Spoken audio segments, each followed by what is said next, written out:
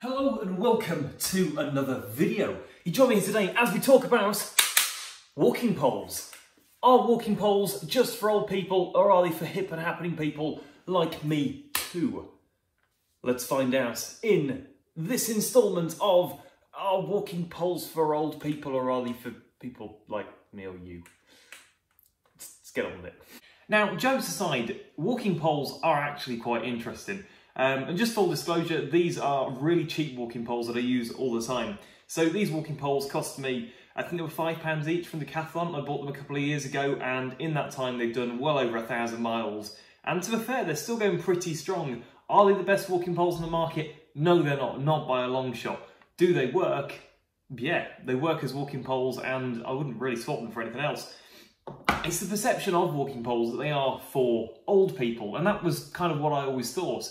Now, what made me change my mind is I had a trek coming up, which I was planning to trek all the way across Spain, which I did do.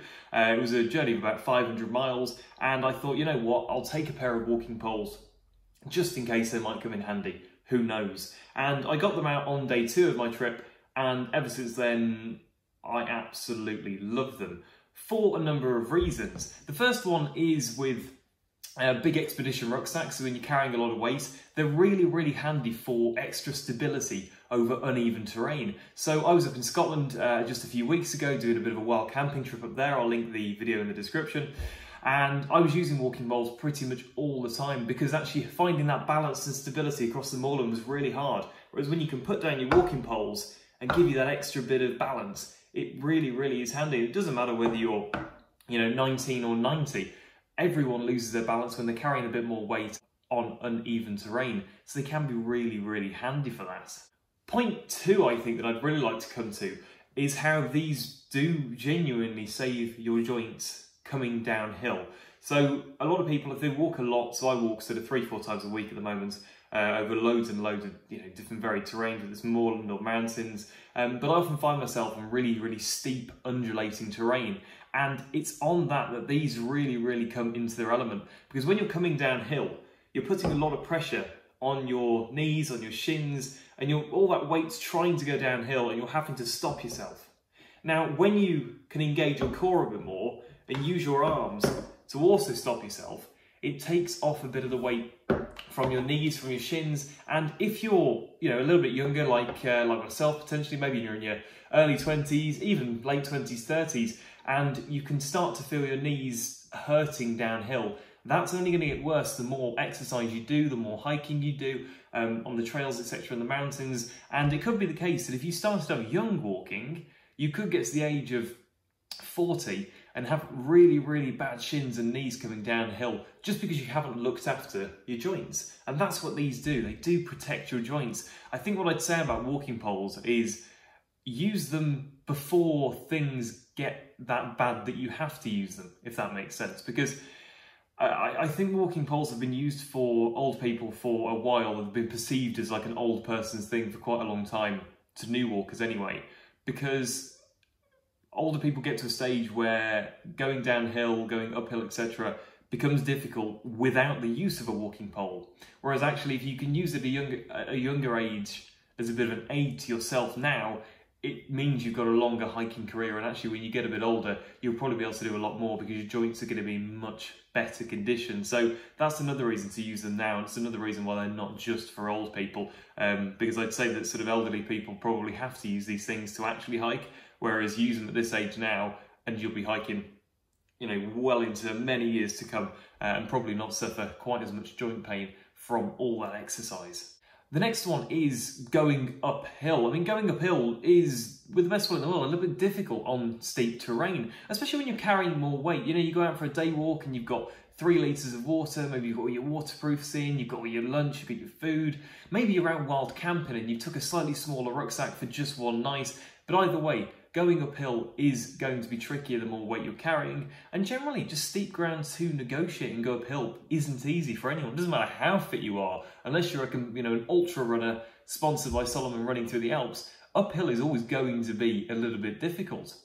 I mean, I walk 3 or 4 times a week, as I said. I'm a guided walk leader, and I still find quite a lot of uphill sections demanding at best. However, walking poles really do help with that, and they help save energy too on those uphill climbs. So one of the reasons for that is, if you imagine normally when you're walking uphill, you're only using your legs, and that's all very well and good, but your arms aren't really doing anything. They're not assisting you with that climb. So how can you engage those arms? Well, walking poles.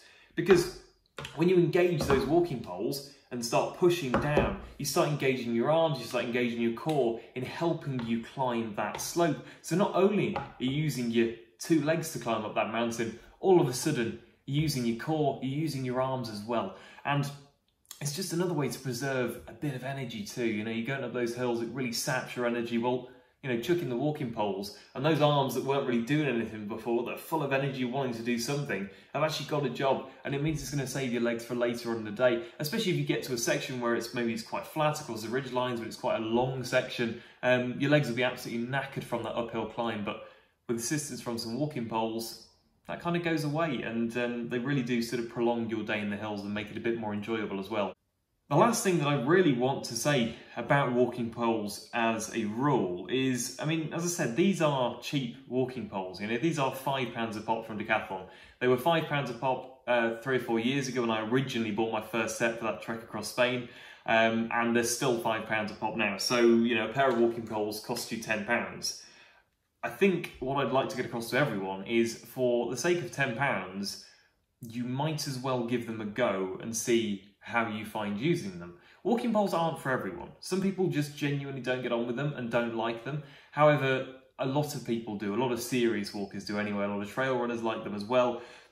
Because as I said, they give you extra stability, prolong your joints, give you more time in the mountains because you're not quite as tired. They're a really cracking idea, and, you know, as I said, for £10, give them a go, find out. And I always carry these in my rucksack, just generally on the outside of the rucksack anyway.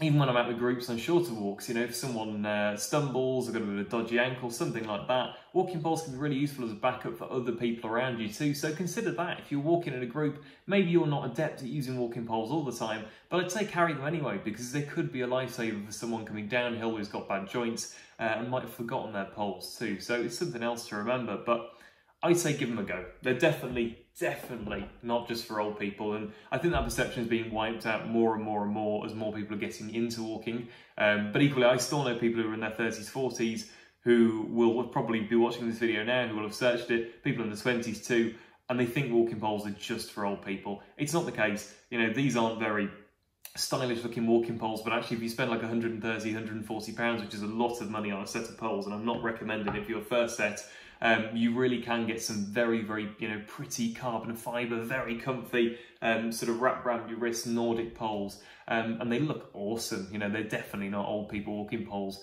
by any means. So, you know, you can upgrade, you can look cool in the hills with your poles and have the extra stability, have that extra energy, and save your joints as well for when you're getting a bit older. So hopefully that's answered the question. Are walking poles just for old people? Not at all. Give them a go. What I'll do is I'm going to link these poles in the description. I'm also going to link the Scotland video in the description too, just so you can see me using the poles on that uneven moorland. Thank you for watching the video today. I hope you've enjoyed it. It's nice to make these tip-based videos, you know, sharing a bit of knowledge. If you have enjoyed the video, like, subscribe, share. I don't know, someone put it in an Instagram story the other day, which is terribly exciting because I'm, you know, now basically famous. But yeah, just do whatever you want, and I will see you in the next video when I'm heading up to a bothy in the Northern Pennines. A bothy which is not on an OS map and actually was incredibly difficult to find the location of. I'm doing that next week, so that will be a hell of a lot of fun. I'll see you then.